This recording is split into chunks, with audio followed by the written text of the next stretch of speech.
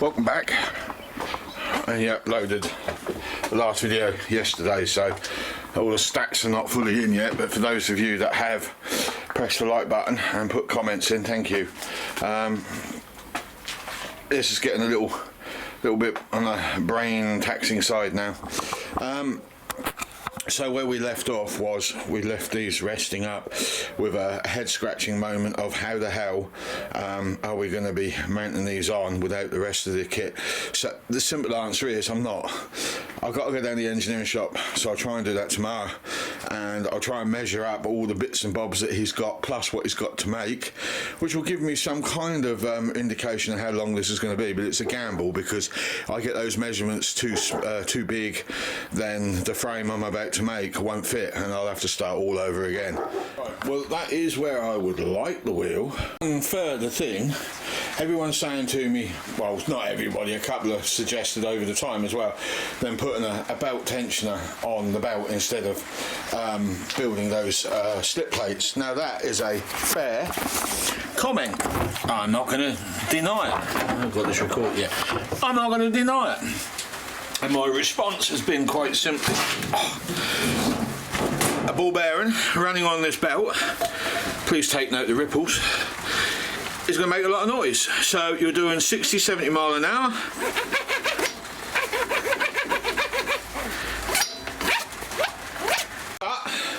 I appreciate your comments, I really do, and the more I hear and the more suggestions I get, the more ideas that get thrown in my head, and the more helpful that becomes. So okie dokes, morning y'all. Been down the engineering shop this morning. I've got to be careful what I say because he's watching now. He was moaning this morning. I said, what's the matter with you? He said, bloomin' cold. I said, you're in a bad mood, eh? He says, yeah, I'm in a bad mood. Bloody princess. What's the matter with him? Right, anyway. 5 inches. 100mm. That's how big the diff is. So this distance from that bearing is somewhere in there. And then the other one on the other side, I've then got to work it all out to there. So I've got a distance to work at. Oh, I'm so tired, excuse me. Shouldn't yawn on camera. You lot will be turning off because you'll be yawning your heads off and be bored. Anyway, look. If I've worked this out correctly, and this is including the outer sleeve as well, that should be a total of 21 inches from that sleeve point to the other sleeve point. So that, I mean, I can make the swing arm 22-23 inches inside edge wide, and then that'll give me a couple of inches each side to play with to shunt it around. So the alignment of this, plus I've given myself an extra inch on this as well, probably an inch and a half to play with on the bearing setup. So you can see on the inside, that's where the bearing shaft holder is there. I've got a centimetre or more to the inside of that. Now the idea was to make up the sleeve to go over the top of that spacer. I was thinking about getting him to make me one more item up. He's going to love me, I tell you. One more item that's going to look something like that. Yeah, it's not the best of drawings, is it? So the bearing will sit almost level with that, almost just enough to clear the outer edge. So if I need to pull that bearing out, I can literally put a bearing puller on that. If you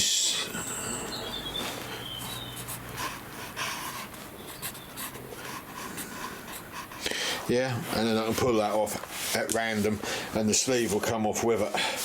Kind of the idea. So that's something else for later. Plus this tube's got to be cut down significantly, and one of these drive shafts, and they're both the same size, so one of these drive shafts has got to be cut down. But I've noticed something about these, is the machining on the inside is off. It's really weird. That one sticks out that end, that one sticks out behind, that one's symmetrical, so he's got his work cut out with that and all. There we go. So now we have the length and we have the width. 21 inches wide and 9.5 inches long. Well, there's the first stage of the swing arm extension. Now the measurements, where are we? The measurements. represent 10 inches from, if I got it right, that edge. I do need to triple check everything. I've put in the width for the casings, so once the casings are all in, that's roughly where it's going to be. The plates that I made, I get welded in on the inside edge, then inside edge there, then they'll get cut across, plated off, cut across, plated off. This edge here represents the furthermost edge, which is pretty much touching the axle, which is that curvature there, if you can see it. Okay, so it's the top half of that curve. It's going to be close. Those lines represent the swing arm that's existing now, and I know the belt sits roughly about there. So when you offer this one up, which is the shortest of the two, that ridge sits directly in line with that outer, that inside edge there, which means these plates will have to be welded on this side to be welded to that side there. This one will then have to be cut right back to about here. So at that point I've then got to work out where the wheel is going to sit in relation to this. Now the only advantage I've got coming, that I've discovered, is the mudguards can be mounted to this piece of framework here, so I can have them separate. I don't have to fix them to the body shell, so which means the body shell can now be squashed right inwards as close as I can get it, which is what I wanted. I did want separate wheel arches. I didn't want the whole back end of this thing looking like a car. Right, that is how close I want that wheel. I don't... Ooh, that's really close, isn't it? If I come out further this end, I've got to go further out that end, and I don't think I've got enough metal to push the other side out wide. I think this side is going to sit in really close because of the nature. Oh, breathe in, you fat git. Because of the nature of the shaft, you know, the actual axle itself. Well, I've had to cut a lot of that swing arm off. I did say this at the very beginning when I was doing this. There's a very good chance these will end up buttoned right up tight. If I got my measurements right, and I believe I have, but until that diff turns up to put all this together, not well. I mean, I could clamp that on what's already there and then hold an axle tube in and see what happens. I mean, it has got some pretty massive distance. We'll do the other one because that's still fairly well locked down, that one.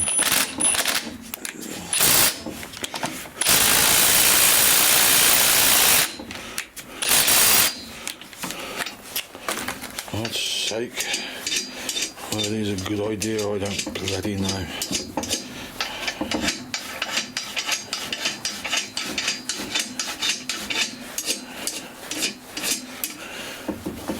Well, at least we know the lock nuts work.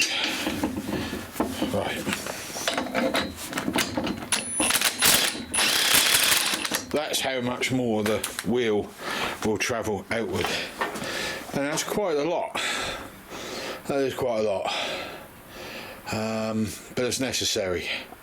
But I'm wondering if I've got this right, because this could be its minimum point if I've got it wrong. I guess we will find out when we put it all together. If I had any doubt in my abilities, really, did you really think I was going to get that wrong?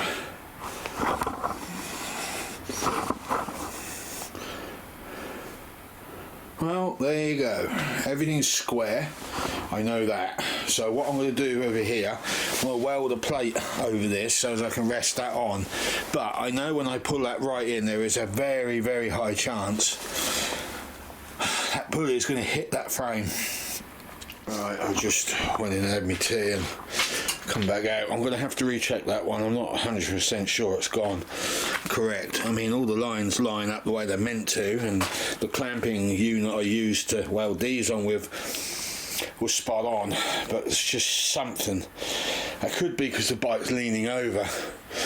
and it looks a bit queer. I don't know, there's something going on there and I don't fully know at the moment. We're getting there. This is just clamped on at the moment, but I've blanked those ends off in anticipation of putting U-clamps over the end to hold that axle in case something should go wrong. You just don't know. I'm not taking any chances, so I've done that.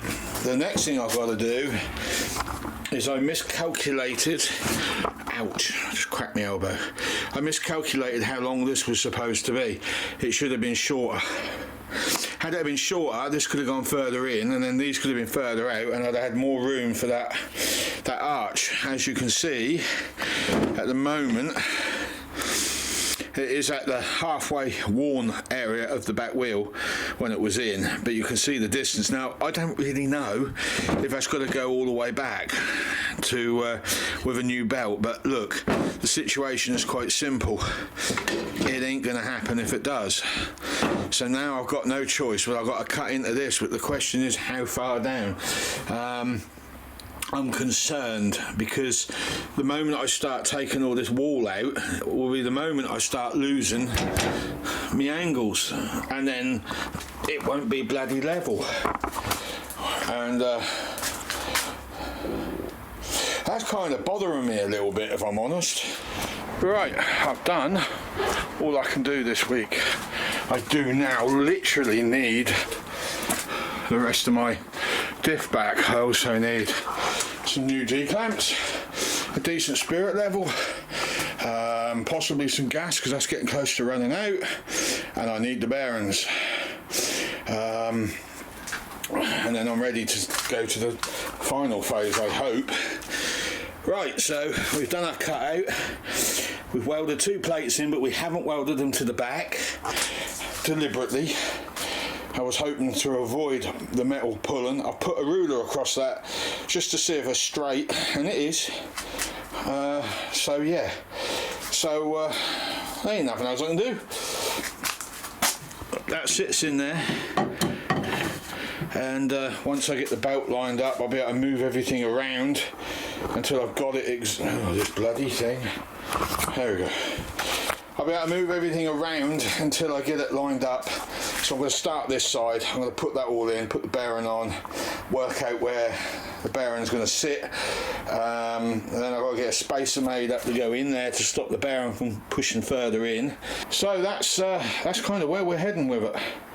So the next video is setting up the axle on the framework, making the back plate to keep the axle straight and level. So we'll be getting some more discs and plasma cutter if I have to, and we'll slice that all out.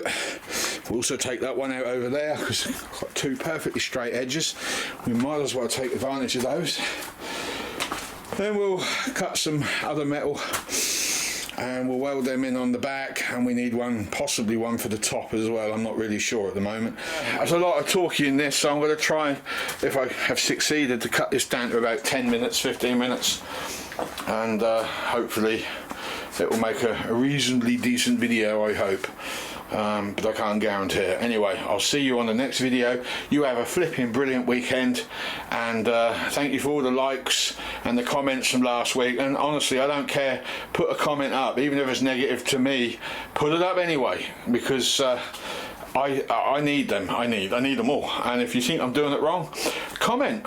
So see you next time round, and I'll catch you very much later.